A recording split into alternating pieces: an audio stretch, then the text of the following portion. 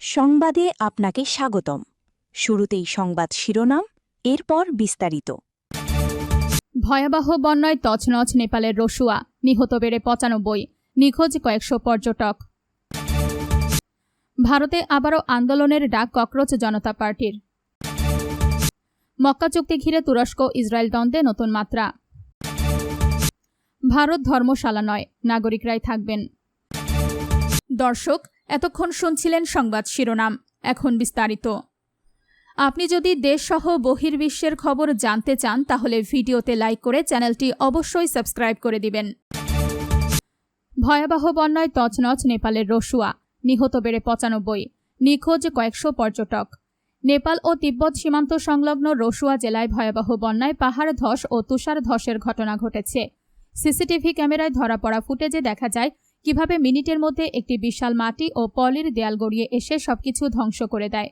মানুষ দৌড়ে পালিয়ে বাঁচার চেষ্টা করছে, কিন্তু শুধু কয়েক সেকেন্ডের মধ্যেই সেই বিশাল কালো মাটি ও পলির দেয়াল সবকিছুকে ঢেকে ফেলে। এতে অন্তত ৯৫ জন নিহত হয়েছেন। নিখোঁজ রয়েছেন ১০৫ ভারতীয় নাগরিক সহ ৩৪১ জন পর্যটক। স্থানীয় সংবাদ মাধ্যম ও পুলিশের বরাত দিয়ে রয়টার্স এই খবর দিয়েছে। ঘটনাটি দুর্যোগ ঘোষণা করে রসুয়া জেলার প্রশাসক বলেছেন, তারা ব্যাপক প্রাণহানির শঙ্কা করছেন। বুধবারের ২৬ আগস্ট আকস্মিক এই বন্যায় রাস্তাঘাট, সেতু ও বেশ কয়েকটি বিদ্যুৎ প্রকল্প পুরোপুরি ধ্বংস হয়ে গেছে। নেপালের পর্যটন বোর্ড জানিয়েছে, বুধবার রসুয়া জেলায় আকস্মিক এই বন্যার পর এখনও ৪০৩ জন নিখোঁজ রয়েছেন। তাদের মধ্যে ৬১ জন নেপালি এবং ৩৪১ জন বিদেশি নাগরিক। তাদের মধ্যে ভারতের ১৩৩ জন, যুক্তরাষ্ট্রের ৪৭ জন এবং যুক্তরাজ্যের ৩৩ জন রয়েছেন। নিখোঁজ ব্যক্তিদের মধ্যে ২০০ জন নারী এবং ২০৩ জন পুরুষ। ধারণা করা হচ্ছে নিখোঁজ ব্যক্তিদের মধ্যে ২৬টি দেশের নাগরিক রয়েছে। ভারতে আবারও আন্দোলনের ডাক ককরোচ জনতা পার্টির। কেন্দ্রের দেওয়া প্রতিশ্রুতি পূরণ হয়নি, এই অভিযোগে আগামী ৫ সেপ্টেম্বর দিল্লির রাজপথে আবার নামার ঘোষণা দিয়েছে। ভারতের ককরোচ জনতা পার্টি যন্তর মন্তরে প্রায় ১ মাসের আন্দোলন প্রত্যাহারের পর বুধবার ২৬ আগস্ট আবারও নিজের অবস্থান স্পষ্ট করেছে দলটি। তাদের ঘোষণা, ইন্ডিয়া গেট থেকে দিল্লি পুলিশের সদর দফতর পর্যন্ত শান্তিপূর্ণ মিছিল হবে। ককরোচ জনতা পার্টির দাবি, যন্তর মন্তরের ধর্ণা প্রত্যাহারের আগে কেন্দ্র ৪টি দাবি পূরণের প্রতিশ্রুতি দিয়েছিল, কিন্তু এখনও ৩টি গুরুত্বপূর্ণ দাবি পূরণ করা হয়নি। এর মধ্যে রয়েছে নিট কেলেঙ্কারির জেরে আত্মঘাতী পড়ুয়াদের পরিবারকে আর্থিক ক্ষতিপূরণ দেওয়া, আন্দোলনকারীদের বিরুদ্ধে দায়ের হওয়া মামলা প্রত্যাহার এবং বিক্ষোভকারীদের ওপর লাঠিচার্জের ঘটনায় ব্যবস্থা নেওয়া ও দিল্লি পুলিশ এবং দাঙ্গা দমন বাহিনীর ক্ষমা চাওয়া। বুধবার সামাজিক যোগাযোগ মাধ্যমে দেওয়া এক বার্তায় ককরোচ জনতা পার্টি জানিয়েছে, প্রতিশ্রুতি পূরণ না হওয়ায় ফের আন্দোলনের পথে হাঁটতে হচ্ছে। দলটির বার্তা, সবকিছু মনে রাখা হবে। পাশাপাশি ককরোচদের জন্য প্রস্তুত থাকার বার্তাও দেওয়া হয়েছে।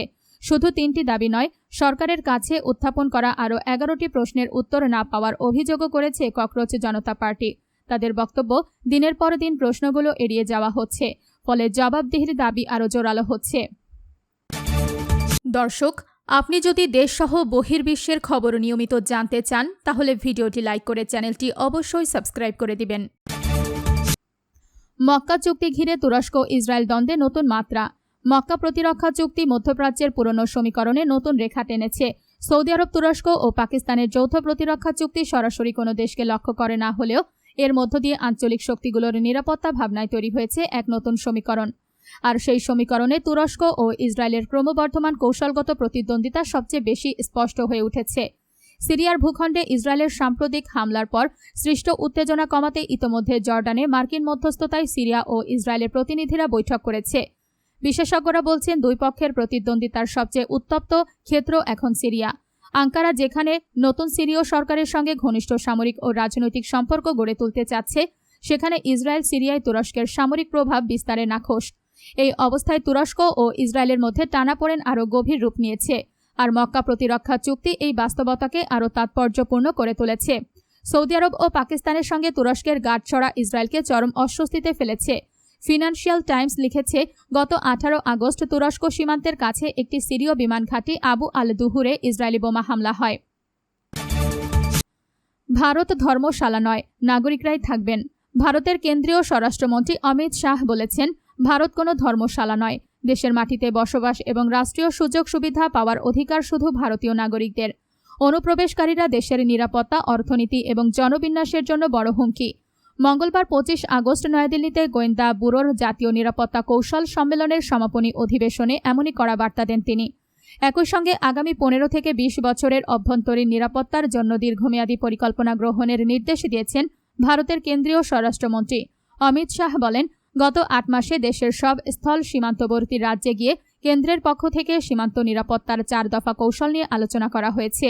খুব অল্প সময়ের মধ্যে দেশকে অনুপ্রবেশমুক্ত করাই কেন্দ্রের লক্ষ্য। এই কাজে সীমান্তরক্ষী বাহিনী, রাজ্য প্রশাসন, কেন্দ্রীয় সংস্থা এবং স্থানীয় মানুষের সমন্বিত ভূমিকার ওপর জোর দেওয়া হয়েছে। তার কথায়, এই দেশ কোনো ধর্মশালা নয়। এই দেশে বসবাস করার অধিকার কেবল নাগরিকদের। অনুপ্রবেশ শুধু জাতীয় নিরাপত্তার সমস্যা নয়, এর সঙ্গে দেশের অর্থনীতি ও জনবিন্যাসের ভারসাম্যের প্রশ্নও জড়িয়ে রয়েছে।